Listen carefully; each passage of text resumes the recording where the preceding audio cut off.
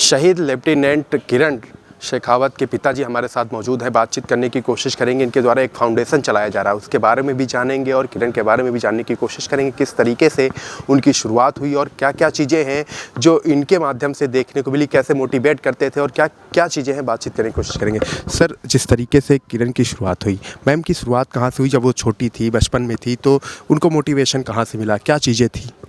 Actually मैं खुद भी भारतीय नौसेना का अंग रहा हूँ। 32 ईयर्स मैंने सर्विस की है। तो मुझे लगता है कि उसने अपनी आंखें खोली तब उसने मुझे यूनिफॉर्म में ही देखा होगा और वहीं से उसको कुछ ऐसा लगा हुआ कि मैं भी ज्वाइन करूं। फिर उसकी जो माताजी है उसको भी हमेशा ये रहता है कि मेरे बच्चे भी नेवी ज्वाइन करें और उसके लिए वो सोचती होगी और शायद दोनों का ही आपस में ऐसा कुछ वो रहा होगा कि हमें डिफेंस ज्वाइन करनी है। मैं एज ए फादर इतना मुझे ध्यान नहीं है इस चीज़ का। बचपन की बात करें तो किरण में जैसे बच्चों का माहौल होता है कि शरारती होते हैं, तो क्या किरण का स्वभाव कैसा था? नहीं, उसमें शरारती वाला ऐसा कोई स्वभाव नहीं था। वो एक नॉर्मल चाइल्ड थी, शाई नेचर की थी। लेकिन वो मतलब अपने किसी के साथ एक दो छोटे बच्चों के साथ अपने जो उनके साथ खेलती थी काफ़ी और समय काफ़ी बच्चों के साथ भी काफ़ी समय बिताती थी। जब मोटिवेशन की बात की जाए तो कहाँ से उसके मन में आया कि हम ये ज्वाइन करें? एक्चुअली उसकी जब मैं डायरी पढ़ी मैंने, जिसमें कि सेल्फ बायोडाटा लिखा हुआ है, तो उसमें शुरू में ही उसने लिखा है कि मैं पायलट, एयर होस्टेस और इंजीनियर 3 ही उसने चॉइस लिखी है उसमें। तो मुझे लगता है कि कहीं ना कहीं उसके दिमाग में हमेशा जो है वो पायलट का या हवाई क्षेत्र में जाने का उसका वो जिज्ञासा ज़रूर थी। आज 8वां शहीद बलिदान दिवस मनाया जा रहा है किरण जी का, क्या कहेंगे सर आप? मैं यही कहूँगा कि सभी पेरेंट्स को कि अपनी जो बेटी है उसको जो भी वो चाहती है उसे उसका पूरा उसको वो मिलना चाहिए। कि किसी भी क्षेत्र में जाना चाहती है, कुछ भी करना चाहती है, तो आप उसका सहयोग कीजिए। अगर ज़रूरत है तो किसी की गाइडेंस लीजिए, लेकिन बेटी को ऐसा मत सोचिए कि वो बेटा है तो उस सर्विस में जा सकता है, बेटी है तो नहीं जा सकती है।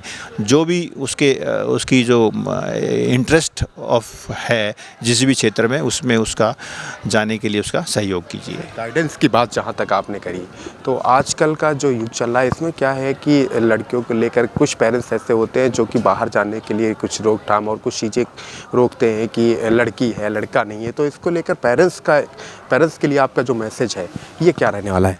बिल्कुल, देखो बाहर निकलती हैं लड़कियां तो अपना सावधानी तो बरतनी ही पड़ेगी।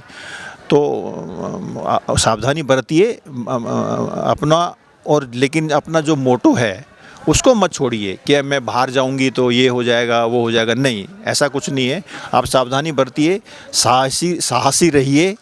आपको कोई भी नहीं रोकेगा, लेकिन ये आपको अपने आप को तो कम से कम एक साहसी बनना पड़ेगा, तभी आप आजकल के माहौल में जीवित रह सकते हैं।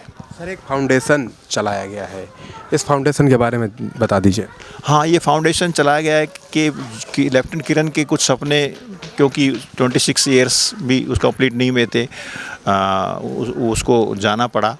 तो उसके जो कुछ सपने मेरे को लगा कि हैं, उन सपनों को पूरा करने के लिए मैंने फाउंडेशन बनाया है। इसमें मैं जो गवर्नमेंट स्कूल्स हैं उसमें जो लड़कियों के जो स्कूल हैं उनको मैंने चिन्हित किया है 4 को, और उन स्कूल में मैं जाता हूँ लड़कियों के लिए कुछ करने की, उनके अंदर ऐसा कुछ भाव आए, कुछ उनकी जो प्रतिभा है वो उभरे, उसके लिए मैं कुछ छोटे छोटे कदम उठाता हूँ और मैं एक संतुष्टि का जीवन जी रहा हूँ। सर, फाउंडेशन में जो गरीब तबके की जो लड़कियां हैं, बच्चियां हैं छोटी छोटी, जिनके सपने होते हैं कि हमें कुछ करके दिखाना है, उनके परिजन और उनकी फैमिलीज़ की कुछ ऐसी कंडीशन नहीं होती है कि यहाँ तक उनको पहुँचा सके, तो उनके लिए क्या ये फाउंडेशन हर तरीके से तैयार रहता है और क्या करता है फाउंडेशन, कैसे काम करता है? हाँ, से आपकी बात सही है, लेकिन मेरे फाउंडेशन में फ़ंड्स का इतना वो नहीं है कि मैं किसी बच्ची को पढ़ा सकूं, लेकिन फिर भी जो सेवा बस्ती होती हैं और वो माँ बाप बच्चे को स्कूल में ही भेजना पसंद नहीं करते हैं,